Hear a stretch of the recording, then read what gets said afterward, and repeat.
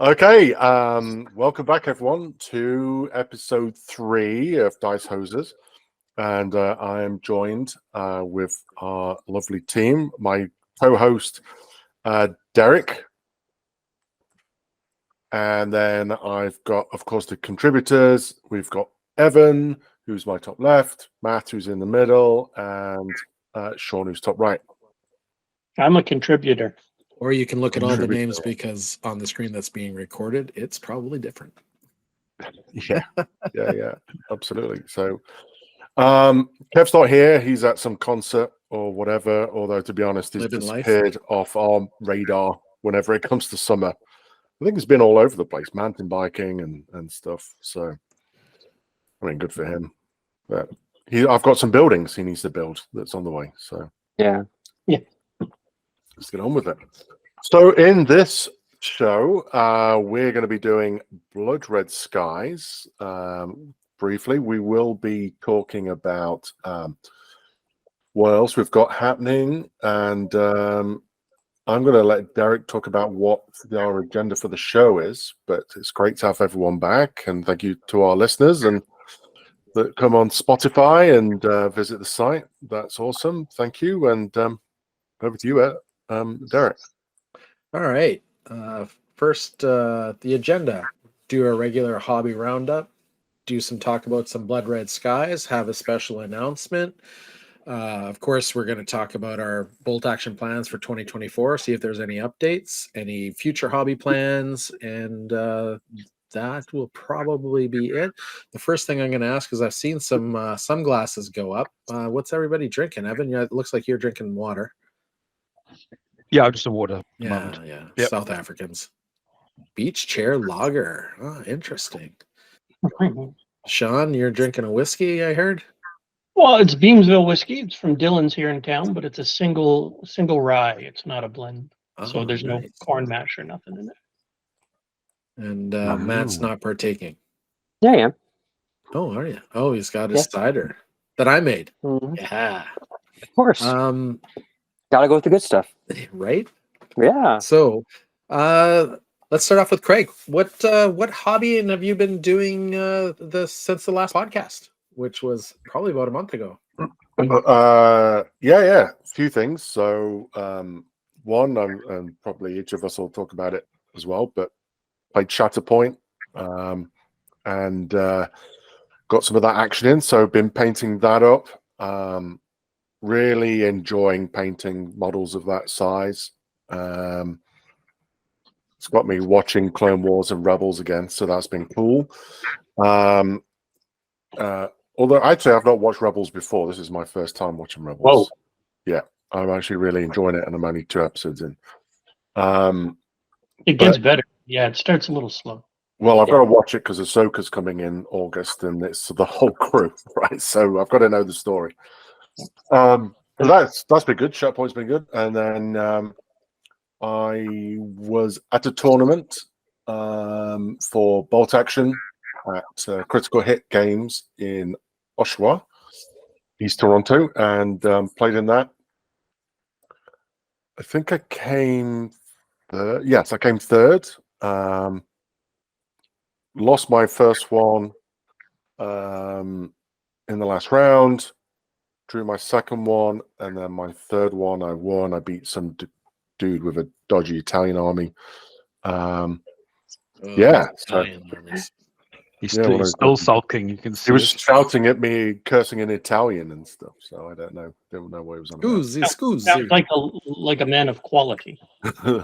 Why isn't a man of quality drinking grappa versus? Ew. Because he's a man of quality. One of my developers is Albanian, and she brings me homemade raki from Albania whenever she visits her family. It's very similar to grappa. There you go. Yeah. So that's all for you? Yep. Yeah, okay. Well, considering you kind of introed them, let's Sean, you're next. What have you been doing for the hobby activities? What have I not been doing? So like Shatterpoint, we were in on that, checking it out. And then the couple games of Age of Sigmar, tried out the new 40K, new edition, with a friend there in the falls. But most of my time the last couple weeks I've been spent getting ready for GT this weekend for Age of Sigmar. I'm working on a display board. I'll show you guys. It's almost done. It's I've set it up as a convention, like a Comic-Con convention. I've called it Chaos Con, and I've got guys lining up for signatures with the heroes, and I've got people trying to get it, like go to the seminar on how the Demon Prince became a Demon Prince from a regular guy, and there's photos with the Chaos Lord on Crackerjack. There's a big parking lot with all the horses out in front, so it's a nice little display board. I really That's cool. enjoyed making it. You need someone cosplaying as something else, like I should at least wear a hat. Stigma or something like that. I should at least get a hat. But tournament wise, since in the last month, the only tournament I went to, well, I did an Age of Sigmar tournament. I came middle of the pack, trying out the slaves at that one there in St. Catharines. But I did go to Critical Hit with Craig as well. Bolt action, brought my Italians. The 3 games. First one was that breakout mission. I was playing a Russian guy. It was a table. I played this table twice. It was filled with houses in the middle.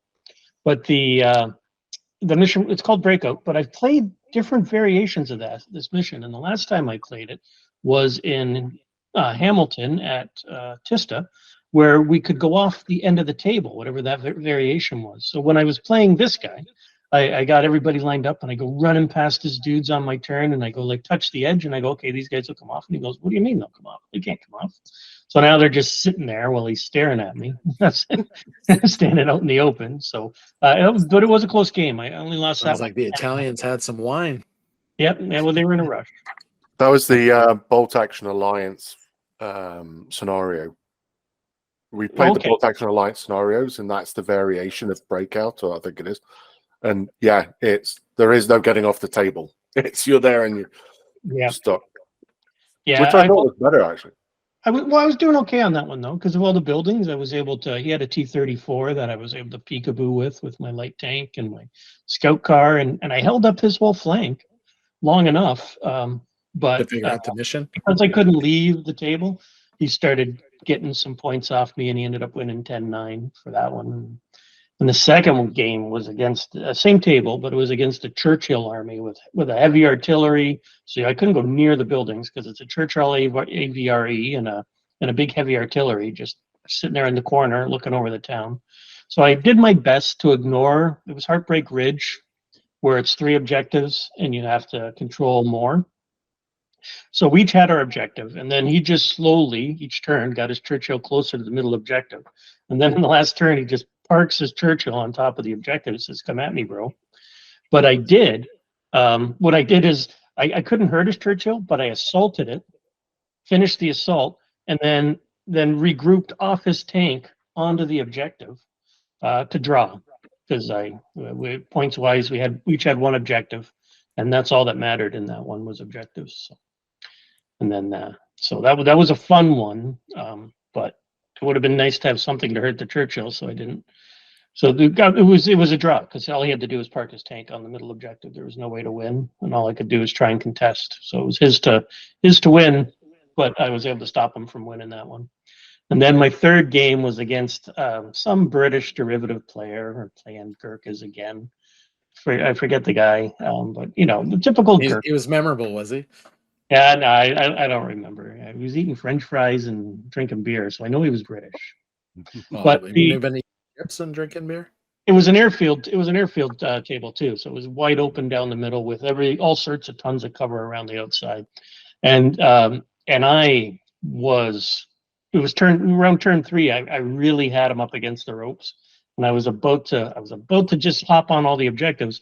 But we ran out of time, and he was on the objectives, and I was about to hop on some objectives. So I lost that one. I don't remember the score, but that one was close too, all the way to the end. It was pretty close, and it was a fun one. We both got to blow a lot of stuff up. Lots of things died. Lots of things made cool, crazy maneuvers towards the end. So that was that, and. And I painted my my Regia Italia for getting ready for Victory at Seas. Nice. So it's all painted up and ready to go. Excellent. Matt, you look like you're working hard, still hobbying right now. Yeah. It's a good time to get it in. I opened up a couple boxes for Blood Red Skies.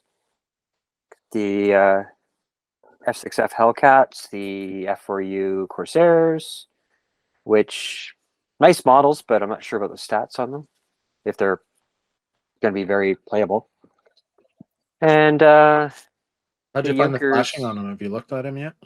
that's what I was just looking at. It's okay. Seen better. Seen worse. I just picked up a box of Mustangs. I think they're a different plastic. They're blue. Yeah, I got those somewhere. I lost them, I think. But Look pretty good. yeah, they look pretty decent for points too. I don't know, but give it a shot. Doing that today. Yeah, we played the Shatterpoint. That was a lot of fun. Got my son into it, and he's looking forward to playing again. Started painting up Kriegsmarine for Victory at Sea. So that's tiny. Holy crap. Yeah. Need magnifying glasses to... Big change from Shatterpoint. Oh, yeah. Opposite end of the scale. But yeah, that's fun. So did basically the full ADHD squirrel. Pick this, pick that, everywhere this summer. Did you Pick see a number that between there's, 1 and 2. Sorry, what? Pick a number between 1 and 2. You're saying pick. 84. Well, no, I need 1 and 2. Well, 2. Okay, thanks a lot. I appreciate that, man. I thought it was 3. What has it moved down? Because you I'm drank- down you 2. drank I'm down 2. I'm down to 2. Oh, Okay. It would have been 3 at the beginning. I don't know if you've seen that Warlord Games is hosting a global event. Yes. The Campaign. campaign. Critical contribution. Right. Yeah. Yeah. Something like that. And basically you could play in any of the main game systems and record your results. Yes. Yeah. Stuff. That might be fun for us to get in on. And it's Yeah. run over. Yeah. It's going to be 5 weeks. So Yeah. Starting in early August, I think they were saying.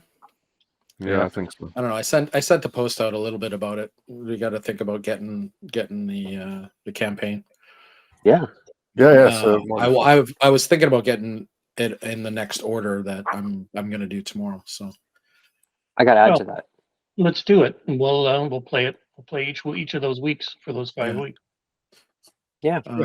the other painting. Anything else there, Matt? Or that's pretty much it. I think last conversation I was talking about doing bolt action, which kind of got pushed aside. Got to get back to that. Squirrel. Yeah. Yeah. Pretty bad this summer. Well, that's the Adepticon list. Still, I got to get started on. Yeah. Yeah. I think I got my list settled on. It's just a matter of painting it now. Shatterpoint kind of came in and said, screw everything else. So yeah, I think I'll start. We'll get onto it more later, but I think I've given myself as I could play whatever I want up until October, and then I got to start painting. that sounds fair. Yeah. Okay, I'll do the same then.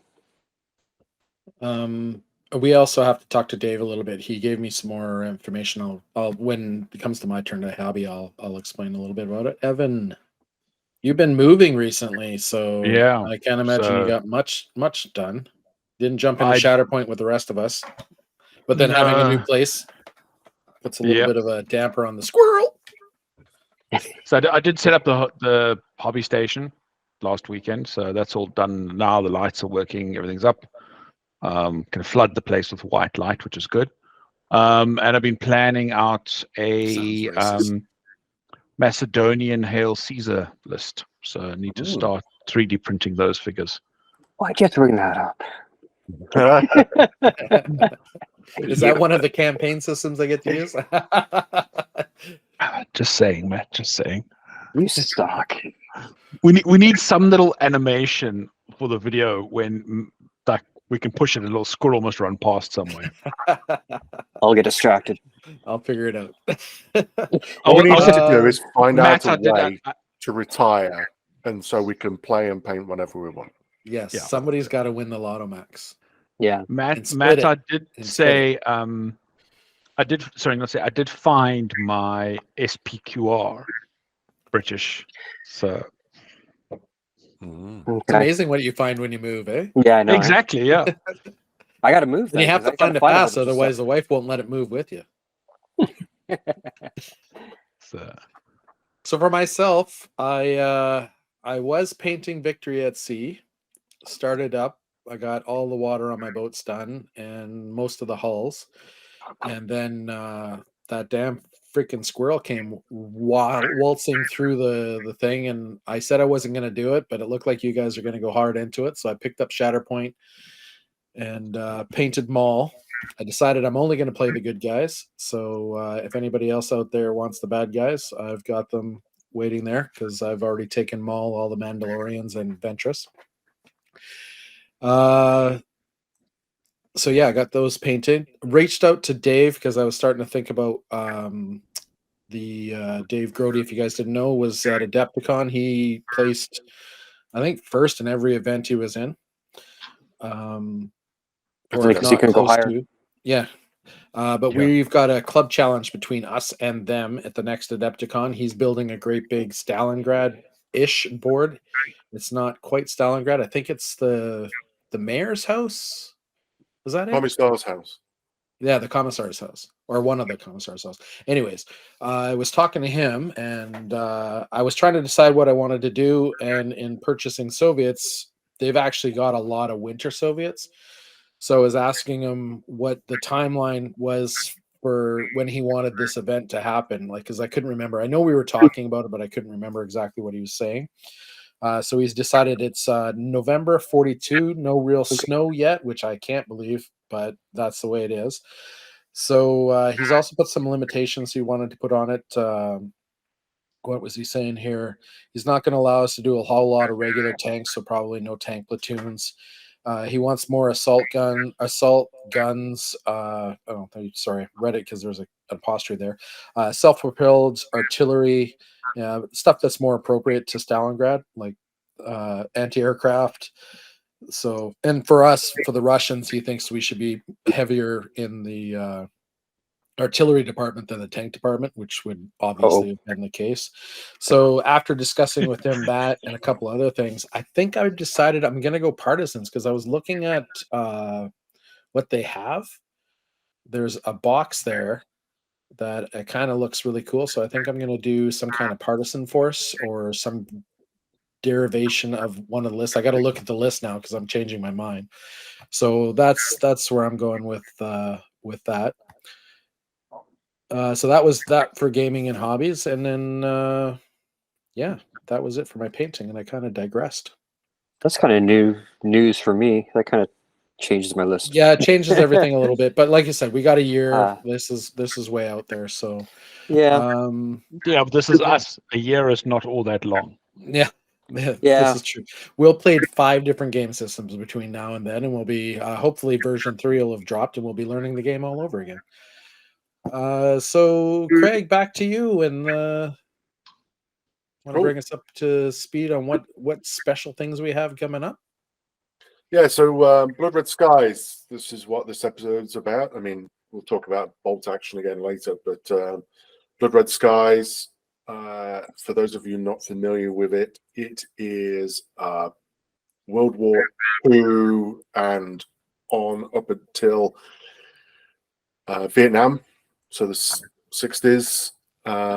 We're playing with no jet engine for our period. We're playing World War II, but it's an air combat game. You fly in squadrons, which comprise of your element and was it elements and comprises of squadrons. Typically, you play about 500 points, and you get to pick your squad. You pick the plane type, which has points, and then you pick the experience level of the pilot, and you combine those two, and that gives you points, and that's how you get your 500 points. And you pick an era. All the planes are the same. All the planes are the same, but the pilots are different experience levels. Yeah, and then there's 2 eras, right? There's you can play World War II and can get jet engines, so you can get the ME 262. Yeah. So 262, I think it was. Yeah, so you can. There is that, but a lot of tournaments don't allow jet engines in World War II. probably because they're really fast. But you could play a lot of it's Korean and I think Vietnam, where you could play with jet fighters like F-86 Sabres and MiGs and MiGs. things like that. Yeah. So For Mig Alley. yeah. Now we discovered Blood Red Skies at Adepticon when several of us played in a big mega battle called MiG Alley, which I think was a battle in Korea. And a battle in Korea, where basically it was just MiGs all over the place compared to the UN forces, and loved it from that point onwards. Like, it was such a good cinematic looking game. It was easy to learn, but the depth of the strategy is good, and then how the planes interact is great.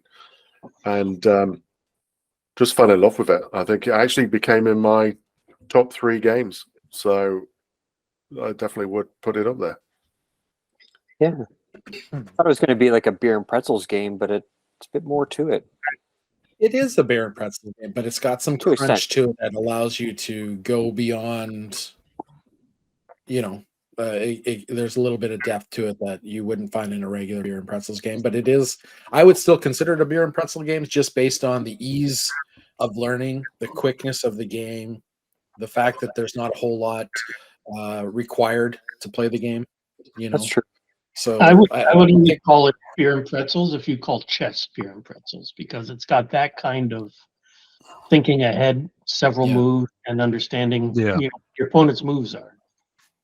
It's Yeah. like beer and pretzels for war gamers is probably the closest, because you want that level of strategy to a certain degree. Well, it's got more interaction. It's not as simple as a beer and pretzels game. No. Like, I would No. turn the- no, and I don't mean to label it by that. You can play it as beer and pretzels if you want to. Let's put I it that mean, way. if you're both drinking the same speed, you're both thinking at the same level, but it's got some crunch to it, and it's got some depth that is surprising for a game that, I mean, there's not a lot to it. Yeah. There's 4 to 6 planes on either side. The game lasts about an hour, hour and a half. Right, There's 60 like minutes. it's a mat with a couple of clouds on it. Like, there's not, like, when you compare it to any other game with the same depth of strategy that you would find, but has so much more, like AOS. There's so much more on the table. Like, so Mhm. that's why I consider beer and pretzels as something that's quick and easy. It is quick and easy, but it's got that crunch, that depth that just surprises you when you start playing it. Less things to manage, but more things you can do with them. Yeah. Yeah. Oh, it is. It is so nice to play a game that you don't have to spend forever managing your resources and stuff. Like, as much as I love Shatterpoint, there's just so many cards and things all over the place. As much as I love Age of Sigmar, there's just so many things, counters that you've got to place and remember. And this is wounded, and I've got that.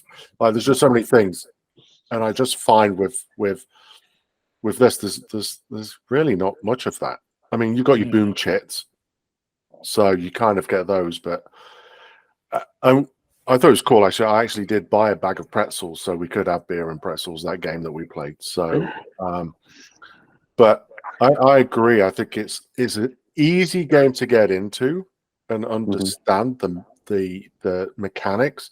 But then once you've got past that, you realize that there's depth to it there, and there's the staying power, and I think that's great.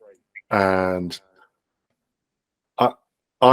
I love the advantage, disadvantage, how the plane just moves backwards and forwards. It's such a simple but genius concept. Yeah. Which I just thought was and great. I think you hit on it. What makes most beer and pretzel games beer and pretzels is the ease of learning.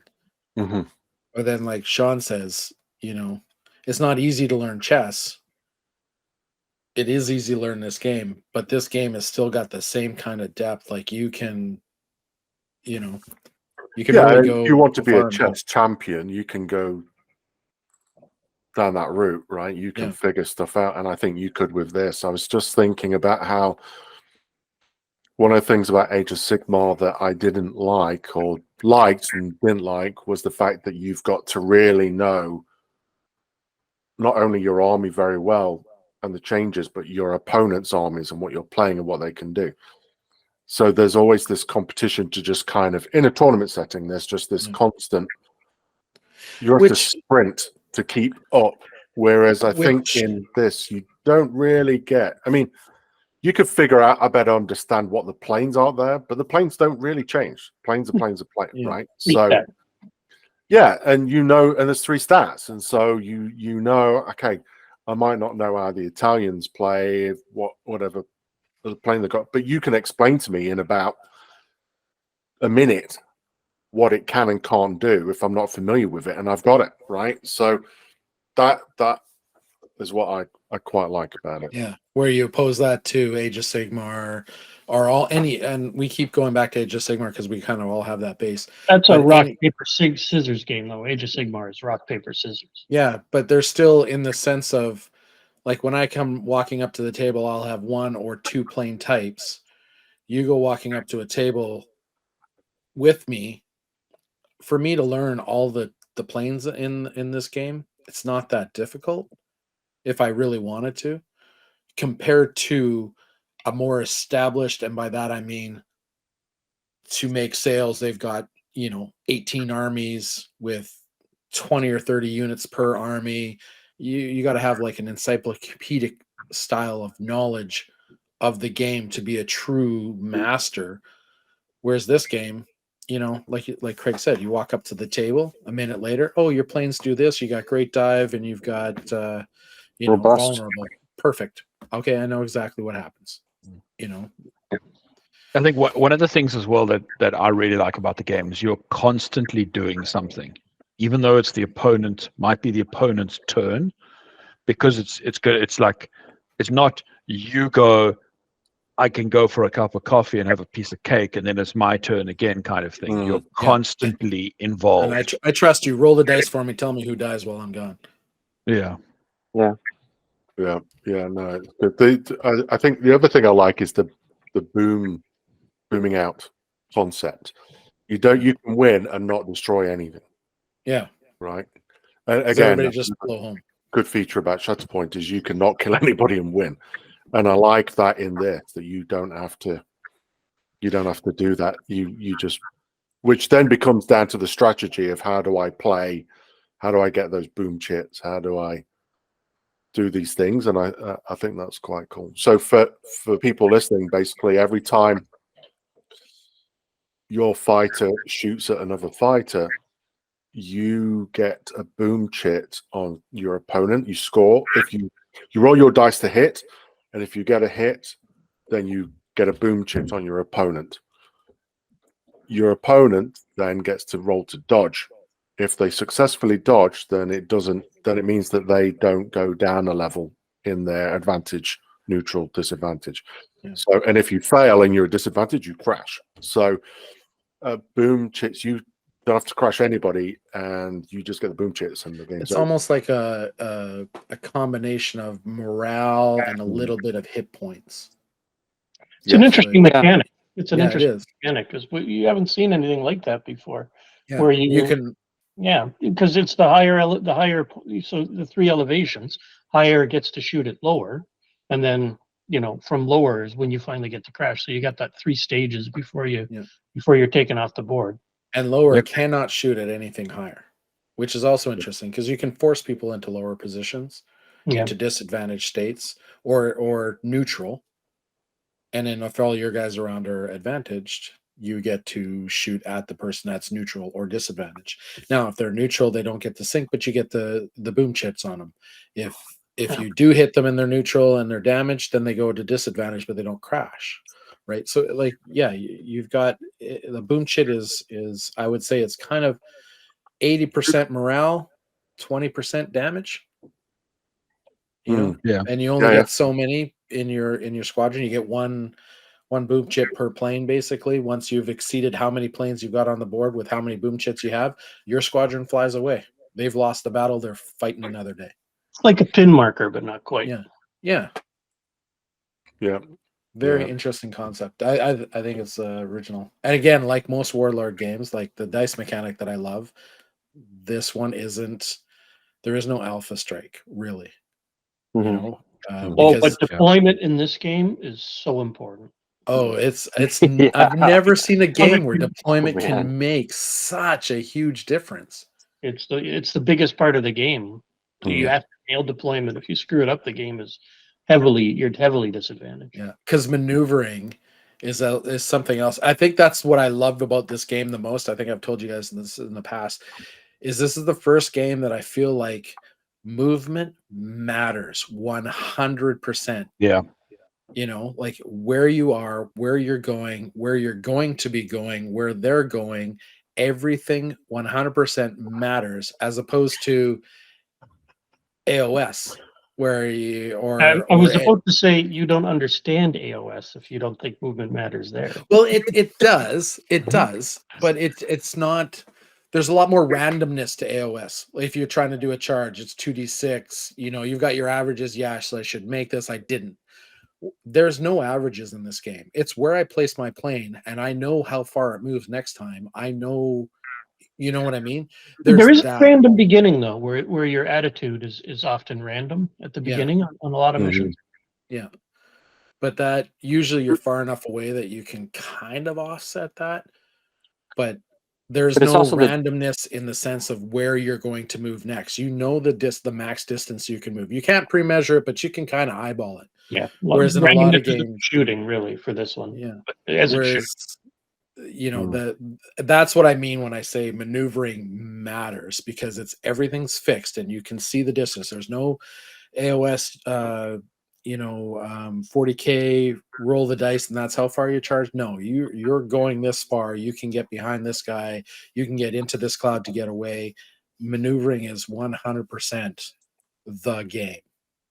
Yeah. Whereas it does matter in other games that obviously, you know, you can't sit still and let your opponents do what they will in any game, but in this game I just find that it's really a heavily relied on situation. So yeah, what you're saying is in this game, movement is fixed. So there is no randomness to the movement. It's not a dice Yeah. roll. The randomness is all in the shooting and a little bit in the setup. So everybody's going to move whatever that number is as one of their 3 stats. So Yeah. that's all known. So from there, you look at the board and you kind of know that's what they're going to move. They can move that far, or up to half. You can do half or Yeah. full, up to full, right? Yeah. because And it's not just your turns are only 45 degrees unless you spend something to give you something else, but not all planes can do that. So it does, like, it is chess in that sense. You've got to think a couple moves ahead. Yep. Yeah, and I think a couple of things to add to that is that one, there are theater cards and tactical cards and equipment cards that you can get. Some of them have purchase points, and some are just what you could play in the game. So it does make a difference to your game, which I think is another thing which is pretty cool. I could see it down the road actually getting into the Korean era just to get some jet fighters and stuff, because I think that'd be fun. One of the things as well I like about this is that you don't need much to play as well. Like, this is one of those games you actually could play on a kitchen table, right? Yeah. So you just stick some cloth down, and You don't need a cloth even. you don't even No. need cloth, but you could do everything with sheets if you want. And everything comes with a starter pack. Yeah, and I was just going to say that, like, if you ordered from Warlord Games, and you can get it from your local stockist, but if you get from Warlord Games, the Battle of Midway starter set for $94 US is a pretty good deal. Yeah. And the fact that most of the stuff you bring at the beginning of the game, you'll still be playing with at the end of the game. Not like a lot of games where it's like, okay, I painted 20 or anywhere from 20 to 100 models and 3 are Half left of on the them table got at the end of removed the day. on the Alpha Strike. Yeah. Yeah. First turn, it's like, okay, why did I paint those things? Yeah. But no, Well, this also year, you might lose 1 or 2. Because Sean won't play with you if you don't paint. I get that. That's a good I just prospect. cry if you don't paint. I just cry. Sean, you're getting into Italians. Do you remember what Italian aircraft you're getting? They've got 2 on the website right now. They've got the Fiat is the one I remember. So the biplanes are there, plus more modern planes. But I don't. So there's 2 on the website, and there's about 6 cards. I see Maki Sayeta Squadron, which look kind of like they. Well, So you've seen Inglorious Bastards. Judging by your Italian, I can tell you've seen. yeah. Arietta Squadron. There's a 2002 Arietta Squadron. And then there's the Watching you, Sean. 79 Barbera Squadron, whatever that is. Looks like bombers. Yeah. One of Twin engines, fighter bombers, maybe. Yeah, they'll probably be a bomber. You didn't get the aces like Giuseppe Ceni. Well, because of this new, You got to get Giuseppe. Yeah, they got that new you're not Italian. with aces, so I have to get all the aces. I'll just get Yeah. all the Italians. I'll just get all the stuff. So Yeah, this is the question I mentioned to you earlier, Craig. When I said there's 2 eras, I meant in World War II. There's like an early war and a late war. Are the Italians mainly early war, or do they have some late war planes too, or they just use German planes, or what's going on? In the late war, they used the Americans' planes. Oh, the Americans planes? Okay, Yeah. so you can. That was Yeah, a was joke. it? Sorry about that. So they do have cockpits on both ends. That's right. Got to know which way you're going. So is it Italians were kicked out was it early 44, wasn't it? I'm trying to remember whether it's late 43, early 44, because Rome was captured on June 5th, but I thought the Italians had surrendered a lot earlier than that. Not all of them. I don't know the date. Yeah, I should have. All those books behind you. Could be in there. A lot of AOS books. So Italy surrendered 8th of September 43. Okay, there we go. The whole 8th of on the or did they still have that separation of? No, they surrendered, and then the German army basically captured all the Italian soldiers And propped them up and made them still fight, right? and made a little region in North Italy, up near Milan, I think it was, and that's where they rescued Mussolini and yeah. his black shirt fascists ran the shop for a while. Well, I didn't. They ran a house and a village. I think that was all that was left. So, but yeah. Oh, and you got the expansion pack as well.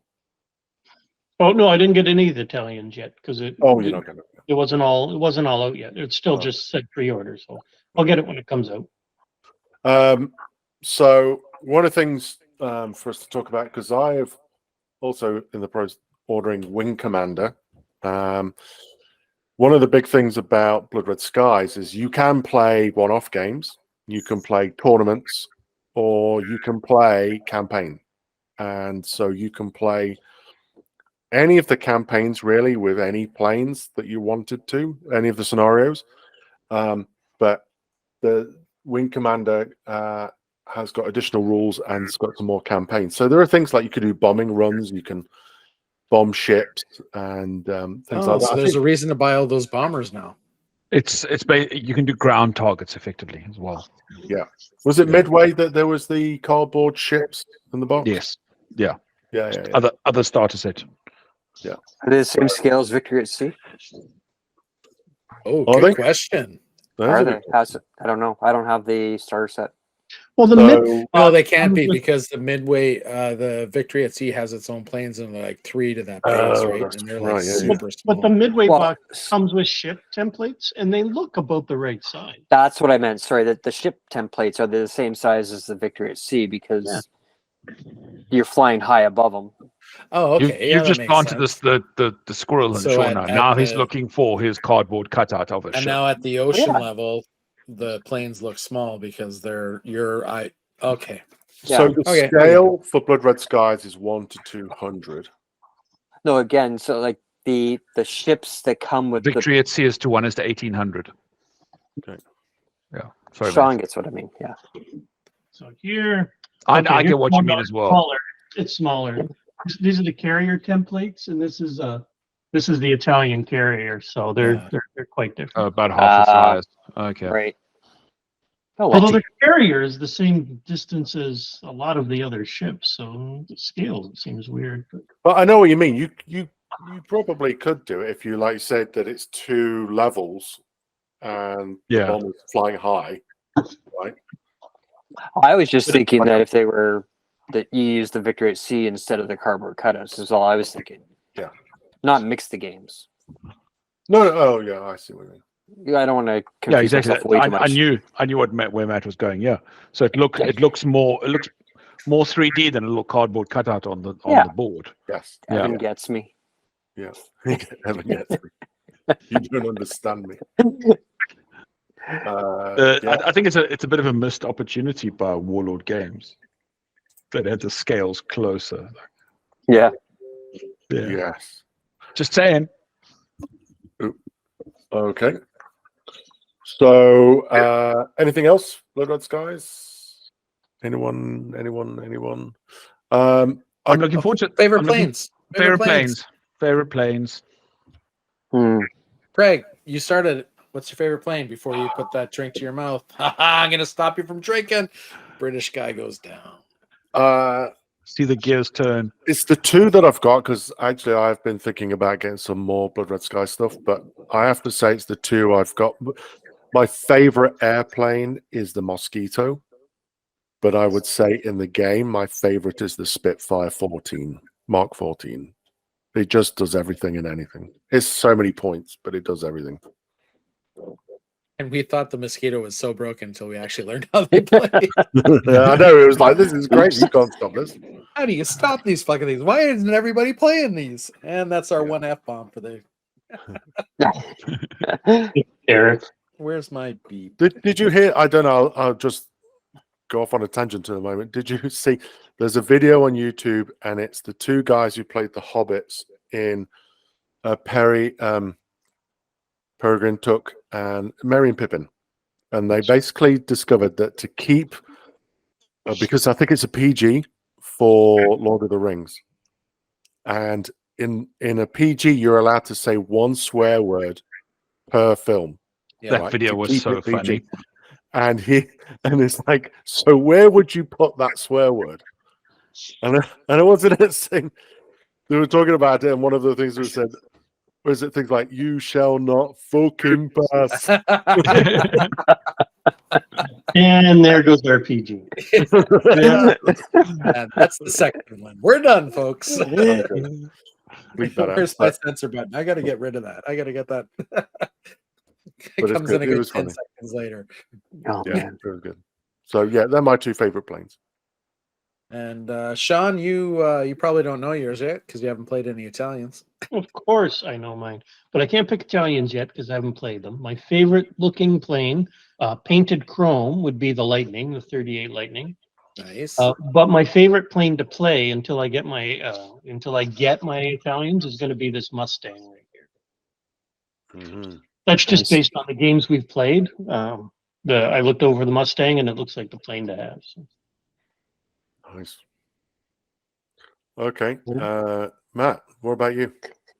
I love the Hurricanes. I can't think of which mark I was using, but yeah, the Hurricane. I love playing it. Like seems to be cheap enough that you can get quite a few of them, but still got some good skills to it and speed and firepower. So that for playing, looks wise, I love the Corsair, but from playing with Derek, I don't know if it's the way he played it, which I doubt, but it just seems too expensive. And I don't know, it's just, I love the look of it though. So of course I had to go buy some. Well, yeah, the Hurricane is the workhorse, right? It's in the shadow of the Spitfire. Yeah. Right? But it's the Hurricane that did the heavy lifting. And it's the one that won the Battle of Britain, so like really the most of it. Well, that's controversial. Well, because it was flown by Polish, so hey. Oh, there's the agenda. Yeah, there it is. There's the angle. Angle of attack found. Yeah, those crazy Polish pilots. Yeah. Evan? So mine's a Hurricane, but for not for the obvious reasons. So my late dad was always a big fan of Douglas Bader. He was the guy who lost his legs. and he was a very effective pilot because of that. And he flew Hurricanes, and he eventually became the commander of 242 Squadron, which was they used to fly Blenheim bombers, and then they went over to Hurricanes. So indirectly Hurricanes, mainly because of the dude, the pilot. My favorite World War II plane, though, which isn't out in this game yet, is the Blenheim bomber. Mainly because when I lived in the UK, I went to a couple of air shows and I heard one fly, and it's the sweetest sounding engine I've ever heard. It's amazing. It's like something like a 20-cylinder Rolls-Royce engine, and there's two of them, and it just purrs through the sky. It was amazing. You know, we do have one of the only 2 flying Lancasters in the world. Just right. They do not I purr, know. guy. And did we not say that? Yeah. And I'm we are spoiled because we see it like at least 2-3 times a month. Yeah. Flying over. There's Think the, of it. there's the photo Matt took behind him. Yeah. Yeah. It flies over my house. Just pause it for a moment. How many drinks do you have lined up, Sean? Because I've noticed you've gone from whiskey to a martini to a beer So to what our what looks like viewers don't champagne. know. The challenge was put down by me. But go ahead, Sean. Yeah, no. Derek said he had 3 drinks, so I had to match him. But what our viewers don't know is this is actually shot over 3 days. We're just stitching it together. We just keep really wearing the well same edited. shirt. Yeah. So I'm down to this. Is that rum and coke and red wine or something? Oh no, you don't mix Coke with rum. That's just wrong, Mm. my friend. Red wine, Coke, and I had a martini to start. Nice. Nice. So you'll Actually, I be found- closing out the podcast, my friend, not me. Sweetening gin with a little bit of apple rum it actually tastes pretty good. Oh, hey, I'll have to try that. It's got rum and Mhm. panty peeler, but I don't wear panties, so maybe that'll help. Not lately. I don't know. I've got the sound of the Lancaster flying over our house is amazing, and I think It is. we were at an air show once, Matt and I, Yeah. separately, but with our families, Yeah, but yeah, happened to be there. And the Lancaster actually came right up in front of us and full powered, full revved its engines, and it was one of the most beautifulest sounds I've ever heard. It was great, but Mhm. the sound of a Spitfire flying low over you is also pretty But that's sweet. apples and oranges, though, too, right? Oh, 2 completely Yeah. different things, but just the sound is yeah. So The nicest I sound don't I ever know. heard. I'll tell you the nicest sound I ever heard. I was canoeing in the backwoods up in the Massasauga there. So I was a couple days into the bush, and I got out of my tent and sat down to You know, start lady some shave coffee. now, right? I didn't hear a single sound. The sound of Perfectly silence. nicest sound I've ever heard. Now you see in Africa, when everything's quiet when you're in the bush, it means there's a predator around. That's when you start panicking. That was me. I was the predator. Yeah, it was him. Not He so was the nice. predator. That's why I said they shave now.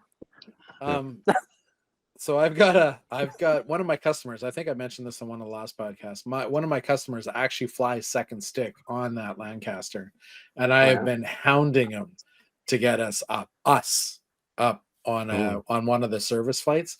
And he told me that even the service flights, like when they're just doing a maintenance check, even those tickets are for sale under the regular ticket. So when you buy a ticket to fly in the Lancaster, you may end up with a service flight. You may end up flying over Remembrance Day. Oh, wow. Like it's Just when your number comes random. up, it comes Yeah. up. And I'm told it's close to $3,000 now a ticket. I think so. Yeah. Last time I checked. But do you know? But what you could do though is ask him if we could just go on the Lancaster. It doesn't have to take off, right? Yeah. Just to go on the Lancaster Doesn't and have look to. around. If it takes off while we're on it, well, then. They do open it up at the museum there. I've been on it. Mhm. Oh, have you? Yeah, they number of times they'll have it inside and they'll be doing maintenance on the engines or whatever. And they'll have the ladders up. You can go up the front, check out the cockpit, and then you work your way back. And Oh, I didn't see that. Yeah. I've been like a million How times. I'll see if we how can do get they us stop the people interview. just pushing say button that says engine start? Yeah. We've played enough video games. Can give us a good go. What's Just this one do? saying. Somebody can get flight sim on their phone while one of us is actually doing the real thing, right? Okay, if I do this, okay, do this. Hold on, I'm just going to download the PDF of the flight manual. Okay, What's flick the- that switch. I think there was a survey done or something that basically the result was that something like 70% of men on flights said that they would feel confident landing a plane if the pilot passed out. Yeah. And you Well, know they listen, if all I screw said it that up, I'm just not so they gonna could know be the the one to do it. Yeah, yeah, I got this. I got this. that's right. I You was reading told me down, but I've got it. Yeah. just a different stat, but I read an article about the new cell phones that are coming out, like the technology in the cameras. 90% of the people in the world, 90% have only ever taken photos on a smartphone. That's cool. Wow. Wow. Wow. Are we old? Yeah.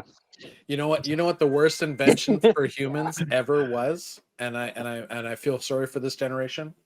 This thing right here. Yeah. So to bring it back into Squirrel. Blood Red Skies, I'm gonna go with the Corsair. It doesn't perform in the game. I love the plane. Something about a gull wing. All the mechanics or all the physics of it that it works on the plane.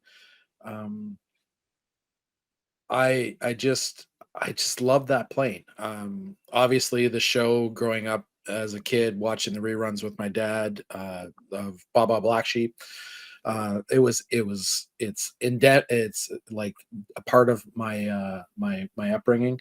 The one thing I was looking at the points breakdown that lead or lead, depending on which pursuit does of the plane points, and maybe we can discuss this. Great climb and great dive are the same points, and maybe it's my novice level of this game. I do not think it's the same. I think there should be a point differential on that, and that the great dive is not worth as much as great climb. And like I said, maybe it's the novice level me, and I don't know the difference, or I can't play the difference well enough. Maybe great climb is one of those things as a novice player is awesome, but can be worked around if you know what you're doing, or maybe I'm just right. But what do you guys think the difference is between great climb and great dive? Points wise. Do you think they should be the same Okay, points? points wise, because facetiously I was going to answer one goes down, one goes up. Yeah, you would think, right? And while you talk about this, I will pull out the definition if I can find them. I've got them here. So great dive. Yeah. Play on a plane with a straight burning advantage to dive, and it do add the plane's maximum move instead of 6 when burning advantage to dive. So Yes. what's Okay. that mean then? It gives you your full plate, your full speed. So on the Corsairs, there are 9. 9. So instead of going 6 extra for when you do that double speed move, you go the full speed, so 9. So instead of going 9 inches and 6, which is 15, you go 18 inches. Now there is noted to that. I think there was an update in the lead pursuit rules for tournaments where they want that to be changed, and I can't remember it. I'll look it up. But just based on the points values now, great climb is So play in a reaction to an enemy plane within 12 inches, climbing for advantage. The enemy plane must pass a maneuver test to succeed. So one's are you getting ahead of potentially, and other one is I'm potentially adversely affecting my opponent. yeah. So Now, they're situational. The difference being, if I'm a speed 9 plane, I go from moving 15 inches to 18 inches. 3 inches. Generally, if somebody's shooting at you, they're within 6. You might get out of their range. You may not. But if you're a speed 7 plane, instead of going 13 inches, you're going 14 inches. That's not going to do anything. And it may be that I haven't looked at the stats enough to know that no speed 7 plane has great dive, but it may be only speed 8, speed 9 planes have it, but that's still only an extra 2 or 3 inches. Like I said, maybe it's my novice ability, but it seems to me that if my plane is in the middle of a 36 by 36 inch board, and I've basically got 2 feet around me, because 12 inches to the left, 12 inches to the right, that's 2 feet plus the base size, you're probably looking at 2 feet 2 inches. Nobody can climb for out of neutral to advantage, out of disadvantage to neutral without making a maneuver test. How are those two the same points? No, but great climb you discard. A great dive you discard as well. You So yeah, discard sorry, I just regardless, realized. and you get they're both Yeah. ones that you get back at the next turn. But regardless, you discard them both. I agree with. So I think the difference is that one is an automatic benefit and the other one is a dice roll.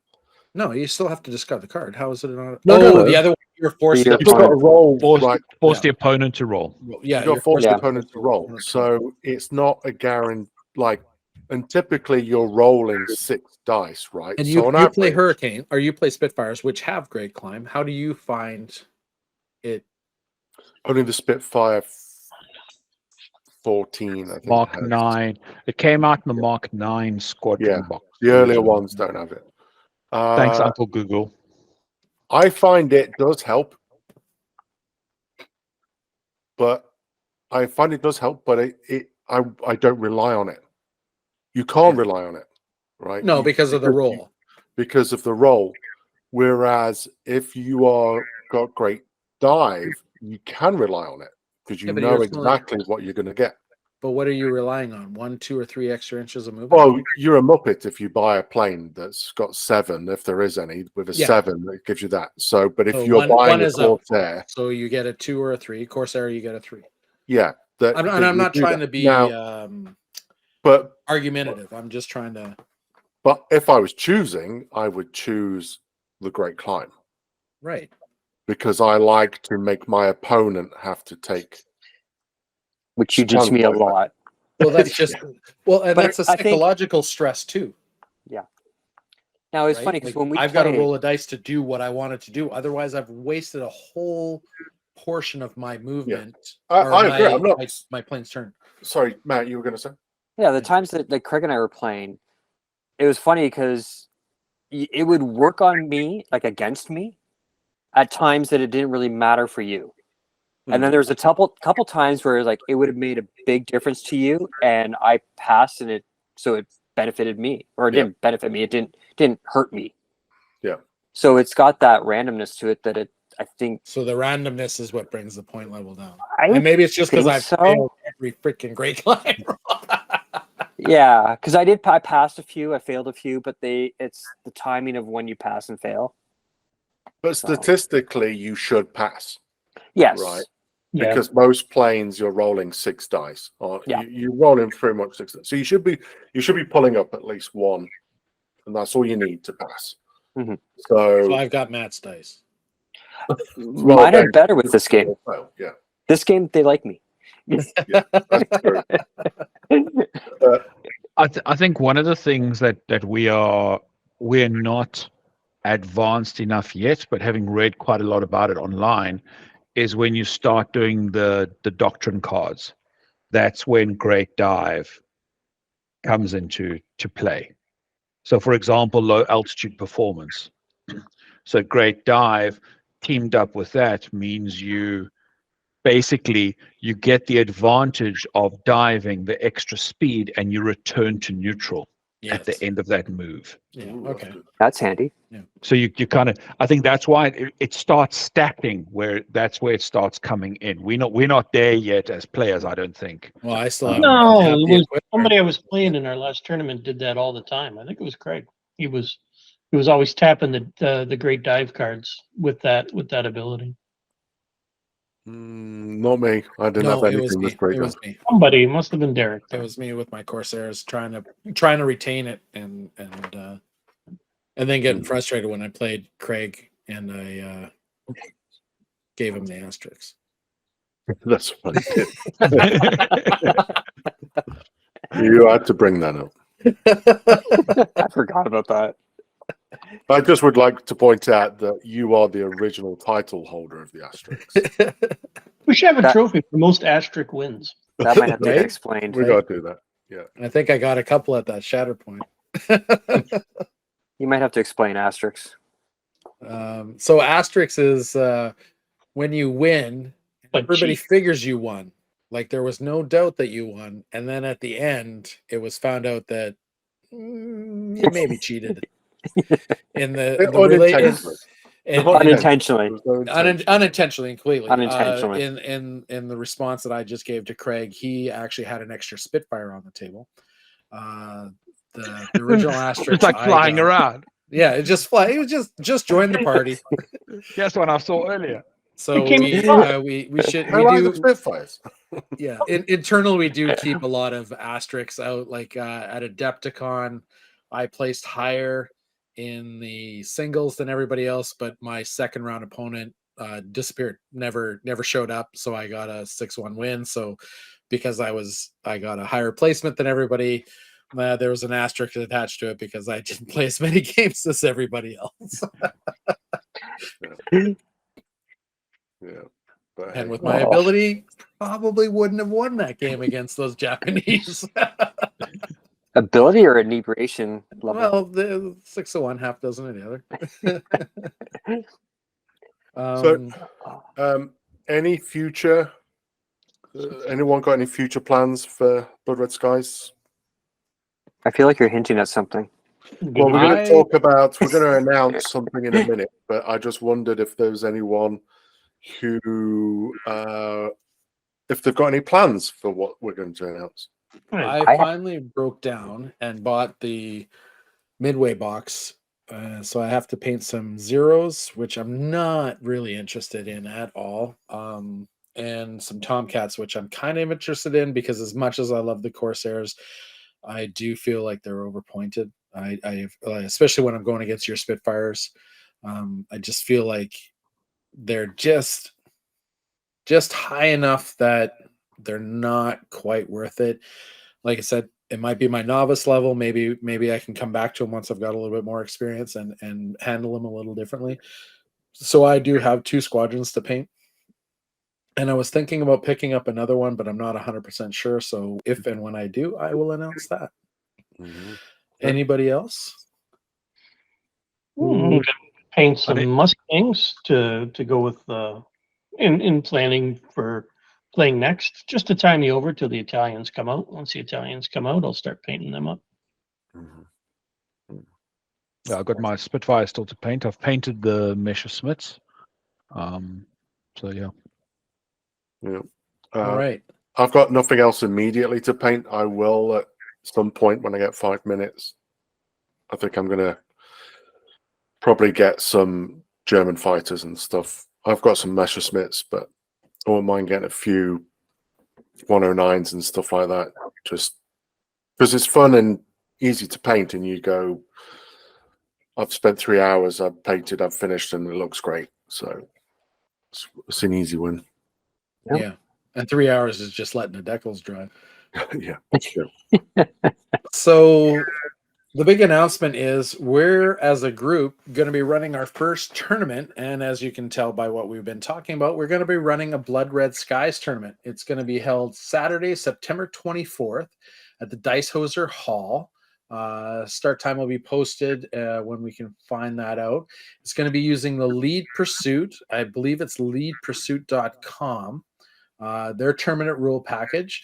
It's going to be 500 points. We got a 16-player soft cap at the moment. We're going to be playing 4 games. Tickets are going to be $20. Everything, pretty much everything is going to be going towards prizes, pizza, and a bottle of water. We're offering new and veteran players. 4 of us here will be playing. I will be doing the TO for this particular game. And yeah, I can't think of anything else we're going to say. Oh, mid or late war, Craig? I can't remember. I didn't write it down.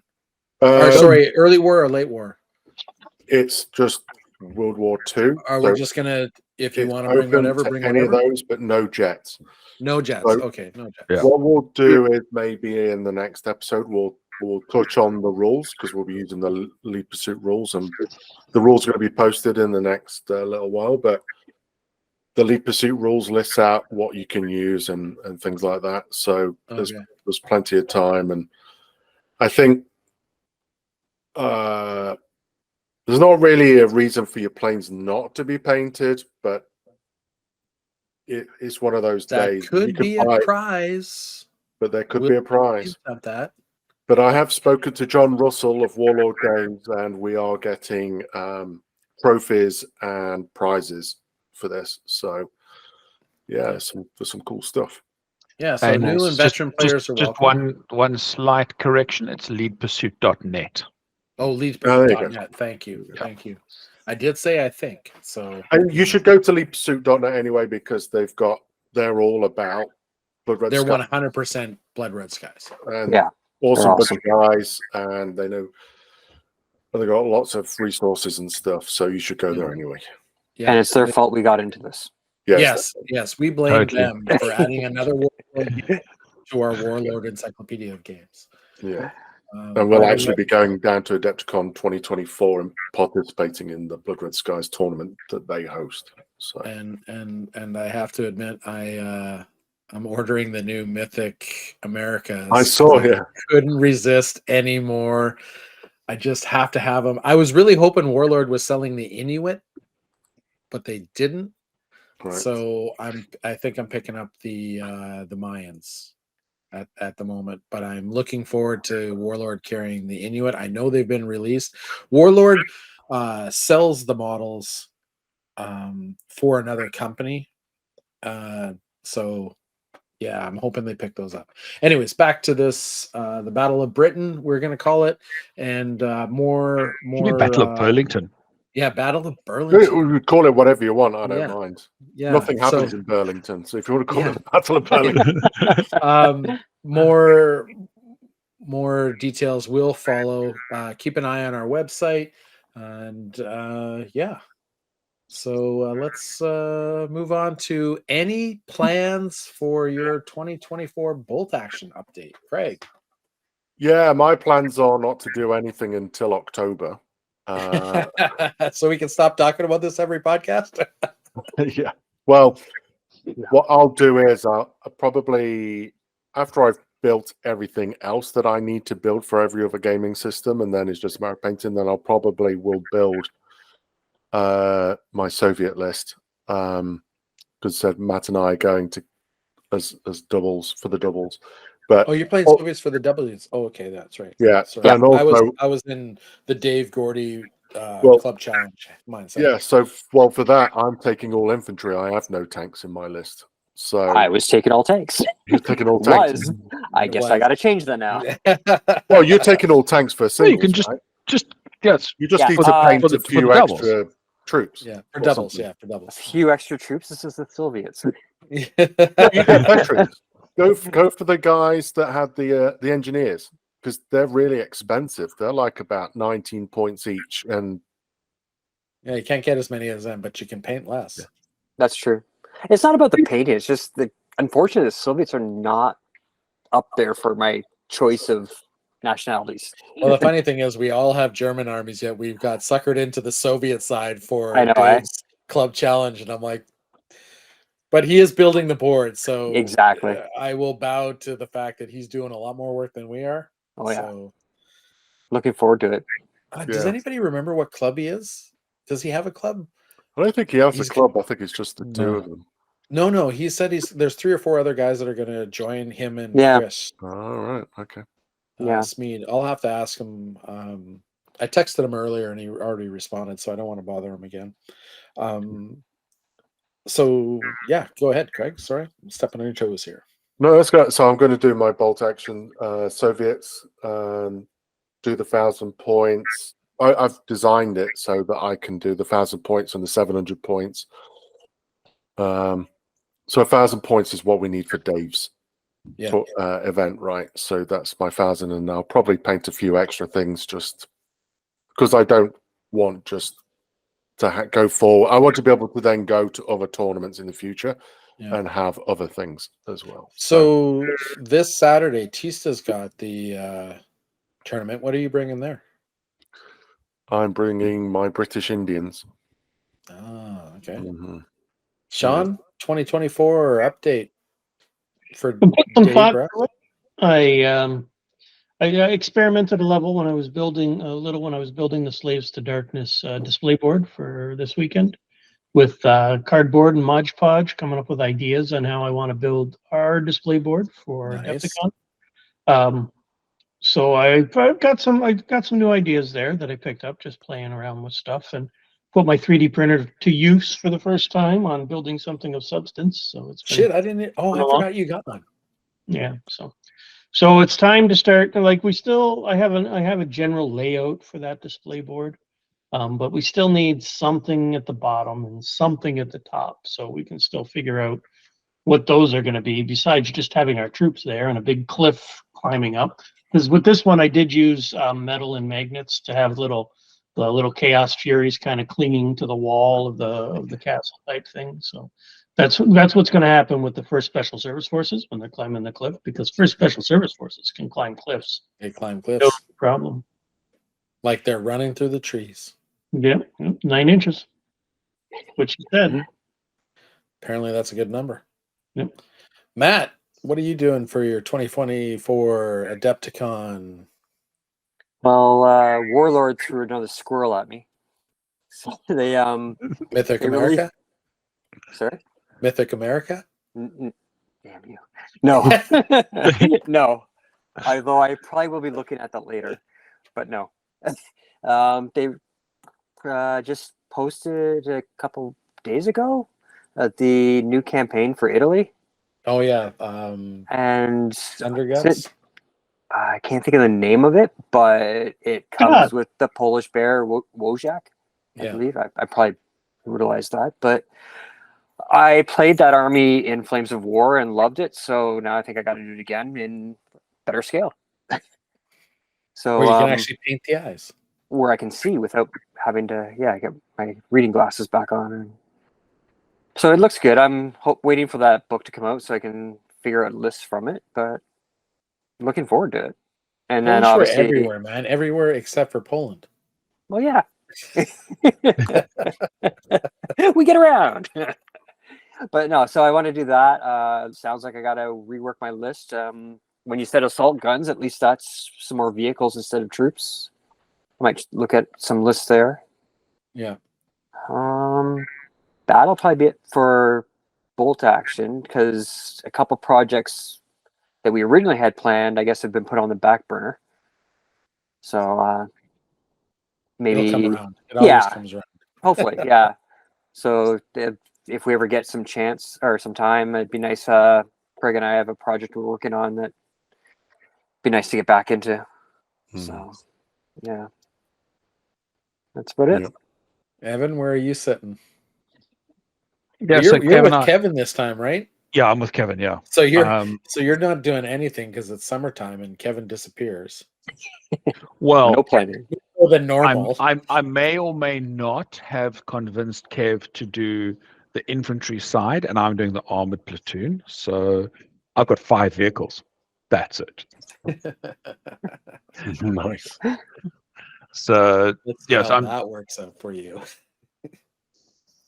hopefully the Canadian government continues to process citizenship applications quick enough, and I can get my citizenship application done, so I can actually come with you. But yeah, that's the plan. I'm doing Panzer III's with the 3 machine guns, and then I'm torn between which armored car to take. It's either the Rad 8, the 231, or the little one, which it was the 221, I think it was the little red 222. 222. Yeah, that's it. Yeah, the Yeah. 222s. I picked up one of Yeah. those Rad 8 models. I've got it built. It's sitting in my basement, unpainted. It was one of the beginning of bolt action when they Warlord didn't have really any vehicles. It was one of the Resin? 1/32 model kits you could get. That was the right-ish scale. Mm. It might be too big now, but anyways, that's an option. Yeah. Matt, it looks like GoFundMe to slow down the Canadian government's citizenship is working. So, yeah. I don't really have any updates. Like I said, I was talking to Dave and trying to get more information for us for what was going on with this going on. I have printed off all my stag hounds for Sean and I's list, minus a wheel. I apparently lost a effing wheel, so I have to print a random wheel for my stag hounds, and yeah, and then I've got my infantry. I just have to figure out how I want to run my singles list down there. I brought all one army last time and ran it through everything. I think this time I might space but transportation space. you might not have to do a singles list, because if the schedule holds true, singles is the same day as the Blood Red Skies tournament, which is the Saturday. There's a reason why I TO. I like Blood Red Skies, but I like Bolt Action more. So I'll probably be in the Bolt Action and let you guys do the Blood Red Skies again. That's right, because last time, what were you guys doing last time when I was doing Conflict 47? Blood Red Skies. Blood Red Okay. Yeah, Skies. that was we shifted yeah. it a day. Looks like. Yeah, that was we did the Mig Alley, the demo games was the same day that Derek was on Conflict 47. Oh, okay. Oh, okay. Yeah. Mhm. So Oh, it was Combat Patrol that we didn't have anything planned. yeah. Yes. So, That's what. Okay, yeah. Yeah. and then that said, depending on how Adepticon schedules everything, that could throw everything up into a list. So, or up into the mix. So I will definitely have standby armies, hopefully partially done to go forward with whatever.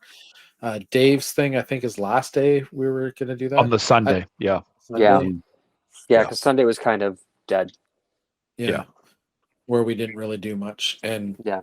the exhibitor hall was pretty much dead. So, given that, I think I want to put my emphasis more on Bolt Action than Blood Red Skies. Also, you could paint Blood Red Skies in a weekend. Yeah, I mean, Yeah. it really comes down to, and the schedule aligns in a way that doesn't follow what I want to do, which is often on cons because you've got to make choices. Then I'll probably bring my Corsairs. I just love them as much as I love to hate them. Yeah.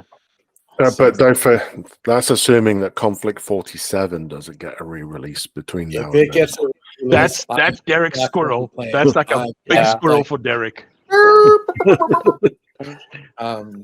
And there's talk about it because with Hornby buying what 25% share of Warlord, Yeah.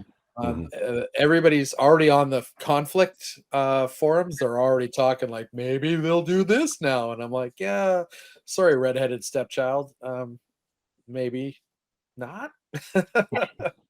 So it'll be an interesting next year or so. I don't think it'll do anything to affect 2024 Adepticon, but I think 2025, when that money really starts to show where it's going in the production schedule, because let's be honest, these guys have already planned this quarter and next quarter.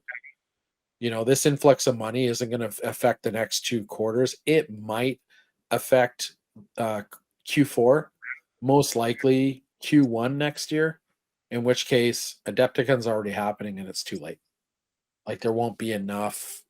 Well, it depends what the purpose of the cash injection's for, right? Yeah. Well, yeah, what they purpose it for. Like the Yes. purpose is obvious, but where they purpose it, it's not going to show until we lost Matt. It's not going to show until, if we're lucky, Q4, which will affect Q1, which will affect Adepticon. But if it shows up in Q1 next year, which is like the first 3 months of 2024, at that point, Adepticon's already planned. It's going to be really rough for anything to happen at that point. So, and that's just my understanding how corporations work. Like they've generally got the next 2 quarters mapped out, and since this happened in Q2, I don't see it really affecting Q3, Q4. I think that's just a No, I would fact. agree with that. I think that's just a fact. Like there's I would just- even say it's more. They've planned more quarters, just Yeah. because of shipping and things like that. I think they're like Yeah. 3-4 quarters out. Yeah, given that they're bringing stuff in from China, like if my wife does a lot of this for a different industry, retail, clothing, that stuff's planned out. Like it's summer, they're already working on spring next year. Like make no mistake, fashion's already been planned for next spring, right? Like like they're already shipping stuff for fall and winter. Like the sales are starting to happen for all the summer stuff because they got to get rid of it to make room. And I don't see modeling as much different. It may be a quarter shy just because it's disposable income. Um, but the shipping lanes are still the same. The shipping delays are still the same. So I think Q1 is a hopeful ask. Well, I it wouldn't be depends what they're surprised. sourcing, though, right? Because Yeah. Warlord Games makes a lot of its stuff in the UK, In Britain. Yeah. right? So, and that's why I say Q1, I wouldn't be surprised. Q4 would surprise the hell out of me, but Q1, I could really see things happening. But I can't. I don't see. After talking to John Russell, John Mhm. Russell. Yeah. I always want to think it's wrong, but after talking to John Russell, I don't think Conflict 47 is very high up on the radar, as it were. Mhm. Yeah. Which is unfortunate because there is a small, and like most small groups, very vocal that want it to go, and it's mostly guys like me that love World War II but just want to expand on it, do something different with it, and see where it goes. Mhm. See where somebody with an imagination that's making Conflict 47 can take it. Yeah. So it'll be interesting. Okay. There's definitely interesting things abounding, and it's going to come. I just don't think it's going to come before version 3. So Maybe they'll coincide it. I can't see that. What company coincides no, with this? I don't mean coincide. I mean like they're going to hold Conflict 47 until 3 is out, and it's going to use the rules of the mechanics of 3. I would love to see that. Yeah. Because the differences, though subtle, are very, very different. Like they changed the game. Assaults are different. Yeah, there's so many things that just the slight difference in wording. I would like to see them line up a lot more so that you can easily transition from bolt action to Conflict 47. Because right now you can't. So Conflict 47, when it first came out back in the day, it was almost like an addendum Yes. to was a skin on top of bolt action. Yeah. And I want them to get back to that. Yes. It would be awesome that there was only additional rules. And by that I mean special rules like this. These guys have fear. These are terror. These guys have automaton, which sits. These guys inside, have got jetpacks. They can fly. Yeah. But it sits inside the version 3 rule set. So assaults are same, shooting's the same, artillery is the same. All the rest of that is the same, but they're adjusted by the special rules per unit that you find that already exist in bolt action. There's just a couple more bolted on, but who knows? We'll see. Yep. But I think if they want more crossover, that's the best way to do it. Yeah, agreed. Because when they're too similar, it's too hard. Yeah. So hobby plans for the next few weeks. Sean, what do you got planned over the next few weeks? Events, painting, games, whatever. Shatterpoint and Age of Sigmar at the moment. Although Derek and I are going to play some Victory at Sea tomorrow night, and then this weekend is a GT Torchlight or Age of Sigmar. Torchlight, yeah. All right. Then I've got the GT this weekend. It's been exciting getting that display board together. It's been a lot of fun. Then a couple Shatterpoint tournaments coming up in August. Nice. Okay. Evan. This coming weekend, 1,000-point bolt action at Tista Minis. I think. Going to. Yeah, I'm going. So taking my French. So yeah, we'll see. Looking And forward to it. anything else planned for painting or gaming or? Yeah, I need to finish the. It's like I've got with the move, because halfway through we had to move things from the basement back up to this room. So like I've got a squadron of Blood Red Skies somewhere in another box is the other squadron. So I have to find everything and get it all together, and then I can paint. Okay, So, yeah. cool. Matt. I'd like to add another squadron. So I don't know, Hellcats or Mustangs. Although really should do Mission Smiths as well. So Or I'm you gonna pick. could wait for the P-51 Mustangs, because they used to be there, but they're not there anymore. I've got those. You got the P-51 or the This is P-38s? P51. I got the same one P-51s. Sean has there. Okay. I picked it up Yeah. at just last week. when I was- I saw a set on Meeple Mart, so I grabbed it off there. Hmm. Yeah, so Okay. I don't know. One of those three I got to pick and do that. I'd like to do that quickly and then get into Shatterpoint again. Like to get some good progress into that. Okay, cool. And Derek, what are you doing? I have to finish my victory at sea. I wanted to go to Tista this weekend, but there's all the tournaments are on Saturday, which I understand, but I need them to be on Sunday if I want to attend. So I had to bail on the Tista tournament. Long story. But the Shatterpoint tournament that Tista is running is on a Sunday, so I can actually go. I'm really happy with that. So I got to finish painting those. I'm half thinking about picking up some more of the good guys. I was thinking the who are the temple Jedi temple Hunters? Maslin? No, Jedi the Maslins, because they're Mistress Maslin or Knights of I'll Talking try- Zeus. about the Witches of Denethor. yes. Yeah. And Yeah. then Duffamore. the only one I don't know is the Oppressed Savage. I'm trying to figure out just because they work with Ventress better, and I'm thinking about getting rid of the Super Commandos and going with them. Just because, like I said, just because Ventress works with them better. It sounds like because she's got the same keywords. Yeah. Got to finish painting my victory at sea. I want to finish painting them. I've been really having fun messing around with the terrain that came with the Shatterpoint. And by that, I mean, I've been trying to work with enamels. Is it enamels or oils? AK Interactive's got a bunch of different streaking stuff. So I've been just messing around with it on terrain because it's kind of safe. You can't really do anything wrong. Whereas on a vehicle or a model, like a character model, you can. It looks really obvious or really bad. So it's been kind of a neat learning experience. So I wanted to mess around with that some more. Other than that, that's it for tournaments for me and painting. Cool. Can't think of There's a lot there. I've got Bolt Action Tournament alongside Evan on Saturday at Tista Minis. Look at my British Indians with my very cheesy Gurkhas.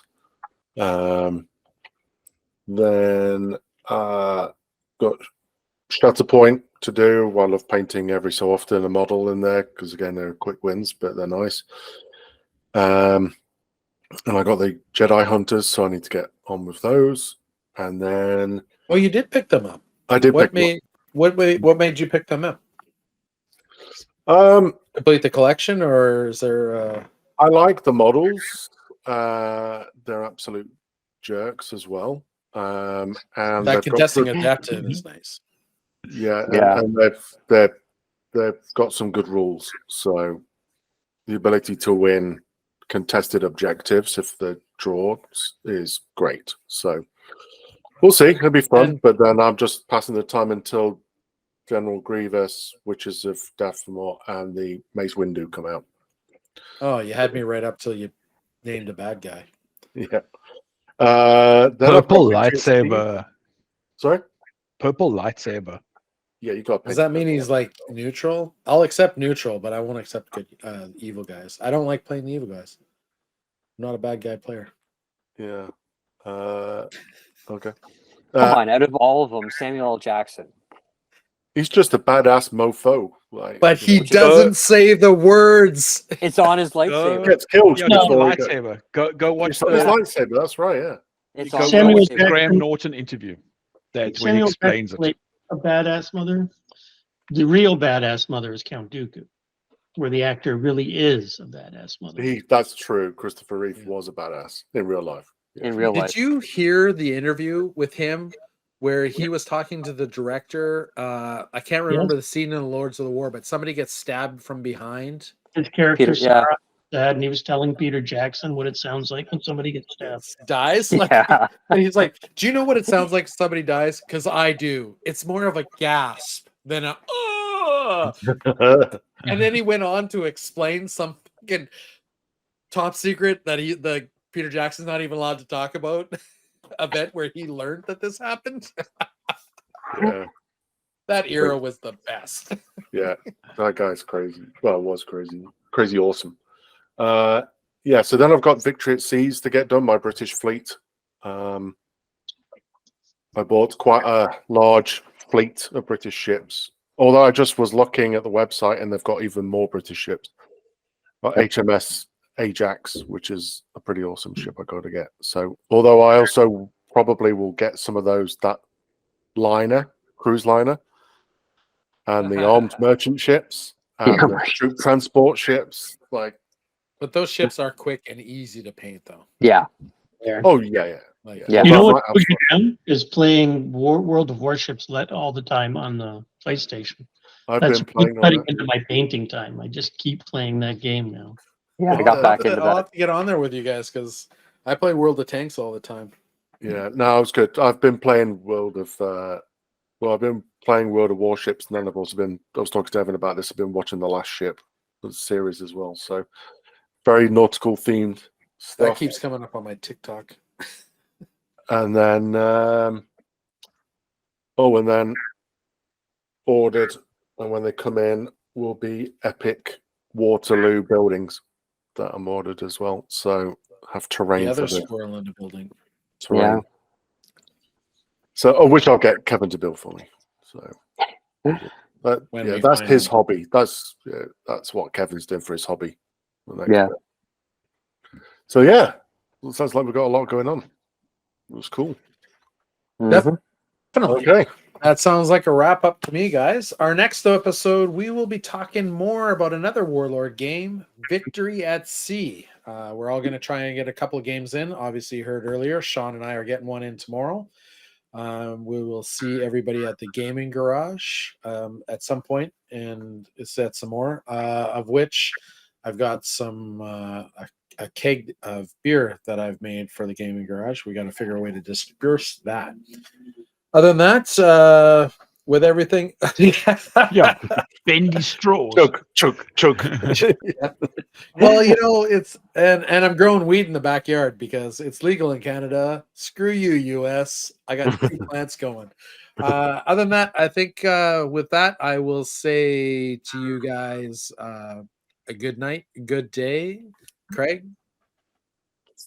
Au revoir. Sean.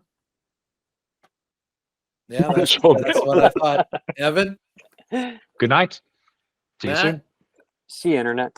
and back to Craig. Give us the kick. Okay. Peace out, bitches. All right, got it done. I love Sean. Just go.